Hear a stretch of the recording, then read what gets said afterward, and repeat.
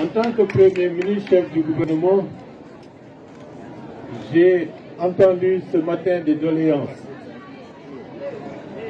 que je dois adresser au président de la République, le général de corps d'armée Mamadi Doumbouya. Mais d'ores et déjà, je peux dire que certaines des doléances, des réponses idoines ont été déjà engagées. Il s'agit d'abord de la finition de la mosquée qui se trouve à côté de chez El Hadj du Khalife de l'abbé. Le ministre de l'Habitat, M. Mori Kondé, a été invité en pleine session du Conseil des ministres de venir siéger à l'abbé et de rester à l'abbé jusqu'à ce que la mosquée soit totalement terminée.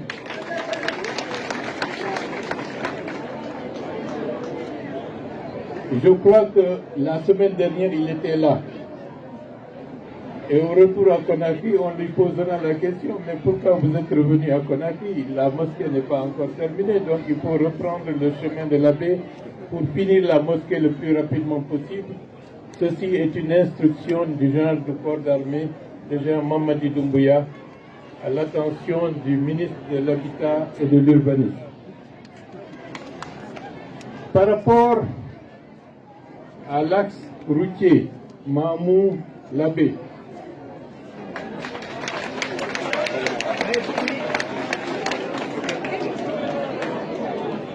de la même manière pour l'axe Mamou-Farana,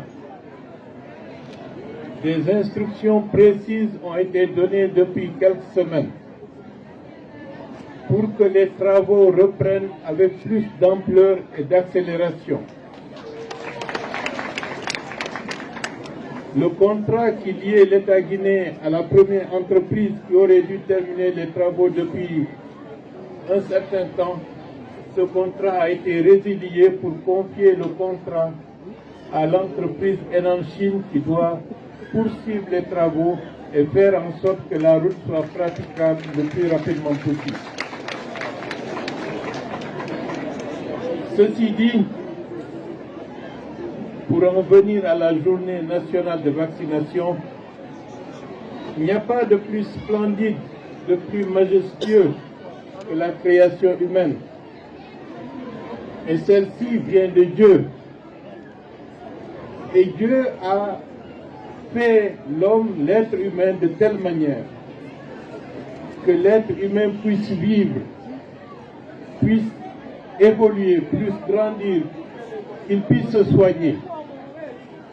Pour ceux qui ont fait les sciences biologiques, vous savez que dans le corps humain, il y a de véritables gendarmes, de véritables forces de défense et de sécurité qui veillent pour s'attaquer à tout corps étranger qui peut nuire à la création divine qu'est l'être humain.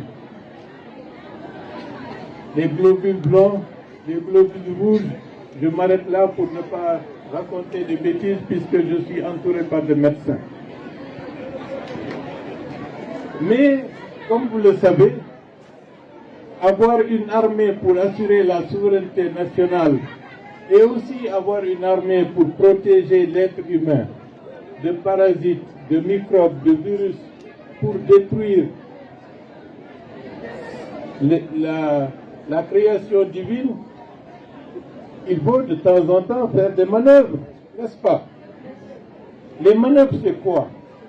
C'est de temps en temps, il faut faire comme si on est agressé. Et en cas d'agression, est-ce que nous sommes prêts à faire face? C'est la raison pour laquelle les services de défense et de sécurité font des fois des manœuvres pour se prémunir et se préparer au cas où il y aurait une agression. Que faut-il faire?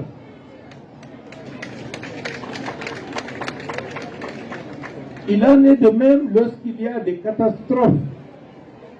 Notre système de protection civile doit se préparer, encourager les populations pour savoir lorsqu'il y a une catastrophe, est-ce que oui ou non nous sommes prêts à protéger les enfants, les femmes et l'ensemble de la population. Ce sont des questions qui interpellent la gouvernance. Et la gouvernance divine est la plus parfaite au monde. C'est la raison pour laquelle la vaccination, c'est un petit incitatif pour permettre aux forces de défense et de sécurité dans le corps humain de faire leurs manœuvres. C'est de se préparer au cas où il y aurait une agression, d'être déjà prêt à faire face. C'est le principe de la vaccination. Donc, si quelqu'un s'oppose à la vaccination, il s'oppose de ce fait à protéger la création divine qu'est l'être humain. Donc, il faut que les gens revisitent leur lecture d'un certain nombre de textes pour savoir qu'il n'y a pas de plus sacré que le corps humain et l'être humain. Et c'est la raison pour laquelle le principe de la vaccination est une obligation.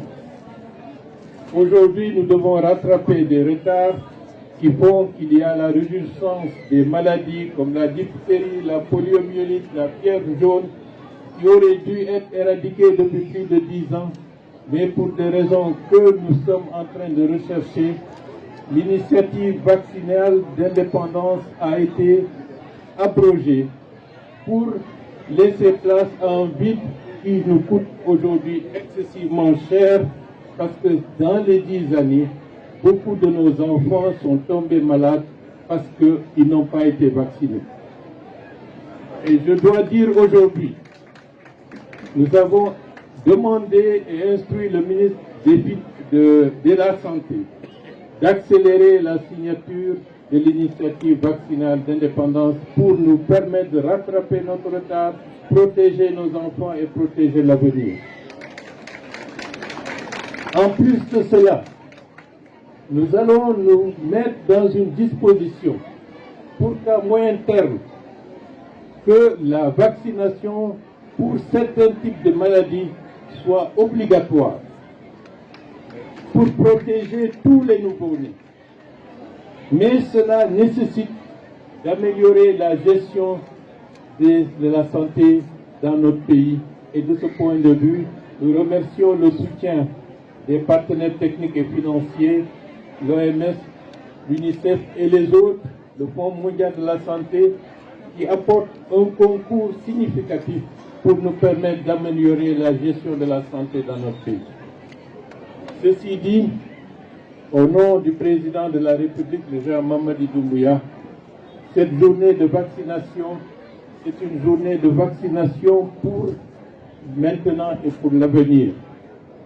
Il n'y a pas de plus cher à un parent que ses enfants.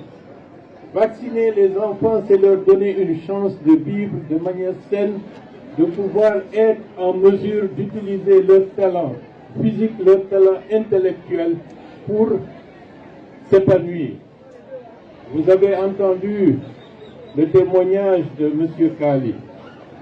C'est un profond déchirement pour un père qui, à un certain moment de sa vie, espère s'appuyer sur ses enfants. Mais c'est une profonde détresse à 50 ans, 60 ans, de se sentir obligé de soutenir ses enfants, puisqu'ils ont été handicapés par un défaut de vaccin, comme le cas de la poliomyélite. Nous devons prendre conscience de ne pas avoir une vision égocentrique. Protéger les enfants, c'est protéger sa propre famille, sa progéniture, ses héritiers, mais c'est protéger aussi la nation et le monde entier. Les maladies constituent aujourd'hui un risque sécuritaire mondial. On a connu Ebola, et j'en profite pour saluer le courage des médecins qui ont affronté cette maladie au péril de leur vie. Et j'ai dit et j'ai demandé au ministre de la Santé d'envisager un processus pour que la nation reconnaisse à tous les médecins, à tous ceux qui sont des agents de santé qui sont tombés durant la période d'Ebola, afin que la nation leur rende hommage et reconnaissance. Mesdames et messieurs, c'est un plaisir d'être à la baie.